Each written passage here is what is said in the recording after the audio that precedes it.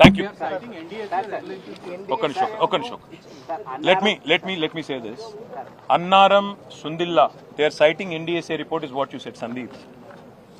It's absolutely farce. Whatever they are saying is absolutely farce because grouting is a regular exercise that is done. Memu rangane adiginam. We spoke to the engineers.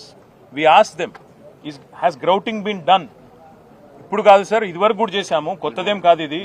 NDSA లేనప్పుడు జరిగింది, regular గా అన్నిట్లో జరుగుతుంది sir. ఇది పెద్ద ఇష్యూయే కాదు, routine maintenance. అది 2020లో కూడా చేసినాము. ఇదంతా వీళ్ళు చెప్పేది ఫార్సు, ఎన్డీఎస్ఏ ఫార్సు, ఇవన్నీ ఫార్సు.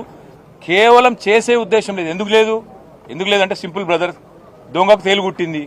ఇన్ని రోజులు కాళేశ్వరం బేకార్ అన్నారు, ఇలా నీళ్లున్నాయి, బటన్ నొత్తితే కేసీఆర్ పేరు వస్తుంది. ఏమైందిరా నిన్నటిదాకా నడవదన్నారు, ఇప్పుడు నడుస్తుందని చెప్పి ప్రజలు నిలదీస్తారు. ఏం చేయాలి మరి? దొంగకు తేలుగుట్టింది కాబట్టి ఏం చేయాలో అర్థమైతలేదు.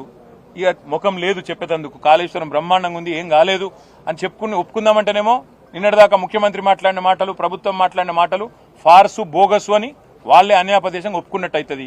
ముఖం లేక తేలుగుట్టిన దొంగలు లెక్క ఇవాళ వీళ్ళు తప్పించుకునే ప్రయత్నం చేస్తున్నారు ఎన్డీఎస్ఏని అడ్డం పెట్టుకుని.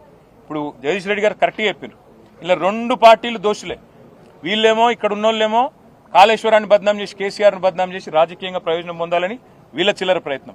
వాళ్ళేమో రాజకీయాల్లో ఉపయోగపడుతుంది, ఎలక్షన్లో ఉపయోగపడుతుంది అని చెప్పి ఎలక్షన్ల ముందు ఎన్డీఎస్ఏ అనే సంస్థతో వాళ్ళు ఒక రిపోర్ట్ వారేసి వాళ్ళు మన ఇక్కడికి అసలు రాలేదు, నీళ్ళలో కనీసం దిగలేదు, నీళ్ళలో పోలే, కిందికి పోలే, కనీసం ముట్టలే, చూడలే, ఓ రిపోర్ట్ వారేసి పోయినరు. ఎందుకు బద్నాం చేయాలి? ఇంకొక మాట అడుగుతున్నా బ్రదర్, వేరే కాడ ప్రాజెక్టులలో అక్కడ ఇక్కడ చిన్న చిన్న సమస్యలు వస్తే ఇప్పటిదాకా 5 ఏళ్ల పాటు ఒక రిపోర్ట్ రాదు. పోలవరం డ్యామ్ కొట్టకపోతే 5 ఏళ్ళు ఎన్డీఎస్ఏ రిపోర్ట్ ఇయ్యలే. కాఫర్ డ్యామ్ కొట్టకపోతే ఇవాళ ఏంది? ఇక్కడ ఏం జరుగుతూ ఉంది? ఒక రోజులో రిపోర్ట్లు వస్తాయి, ఇక్కడ ఒక రోజులోనే అన్నీ వస్తాయి. ఎందుకు?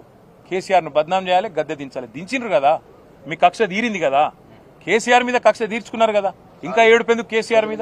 ఇక రైతుల మీద ఎందుకు కోపం తీసుడు? అదే మేమనేది. అందుకే రైతుల మీద రాజకీయం బంద్ చేయండి, దయచేసి సహకరించి. మొత్తం మళ్ళొక్కసారి చెప్తున్నా బ్రదర్, మిడ్మానేరు పైన ఉండే సిస్టమ్ ఏదైతుందో, అన్నపూర్ణ, రంగనాయక్ సాగర్, కొండపోచమ్మ సాగర్, మల్లన్న సాగర్, వాటికి వేరే ప్రత్యామ్నాయం లేదు.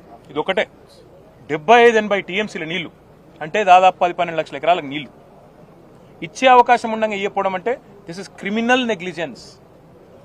సింగూరులో నీళ్లు లేవు, మీరు మల్లన్న సాగర్ నింపితే సింగూరు నీళ్లు పోతాయి.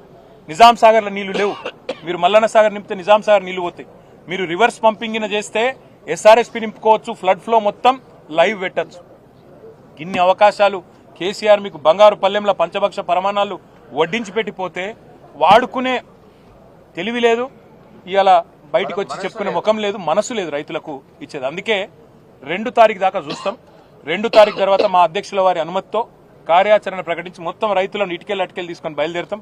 ఇక్కడ కిందికెళ్ళి సౌత్ నుంచి, అటు ఖమ్మం జిల్లా నుంచి మొదలు పెడితే పాలేరు నుంచి సూర్యాపేట జిల్లా, ఇటు పైన మహబాద్ జిల్లా, వరంగల్ జిల్లా, కరీంనగర్ జిల్లా, ఇటు సిద్దిపేట జిల్లా, సిరిసిల్ల జిల్లా, పెద్దపల్లి జిల్లా, పైన జగిత్యాల జిల్లా, మొత్తం రైతాంగాన్ని నిజామాబాద్ జిల్లాతో సహా బయలుదేరదీస్తాం.